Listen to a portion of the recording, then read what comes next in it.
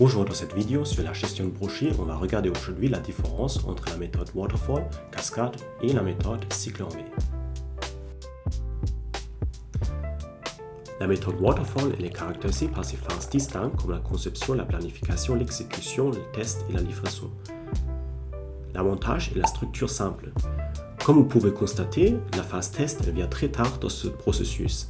Une fois on a testé, on constate qu'il y a encore des choses à corriger, il faut revenir en arrière et comme on l'a vu avant, ça vient ensemble avec une perte de temps et une perte d'argent. Maintenant on va regarder les avantages de la méthode cycle en V ou V-cycle. Comme vous pouvez constater, pour la méthode cycle en V, toutes les différentes phases sont dans une forme de V. Chaque phase a associé une phase de test.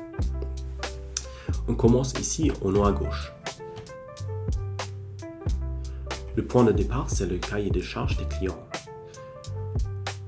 Avec les cahiers de charges des clients, on va déduire nos propres spécifications.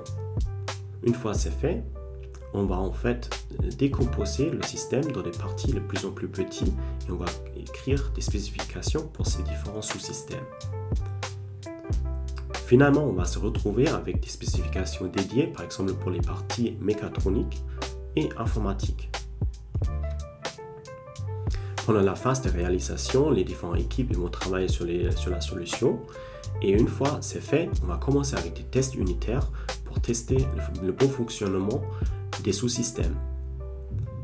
Une fois les sous-systèmes ils sont testés et sont validés, on va continuer avec des tests d'intégration. Ainsi, on va éviter qu'on va avoir des problèmes liés à des sous-systèmes ou à l'assemblage. Finalement, on a assemblé et validé tout le système.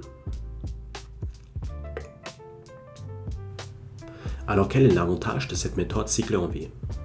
Comme vous pouvez constater, les tests viennent beaucoup plus tôt dans le temps, ce qui nous évite de passer du temps sur un système qui ne marche pas.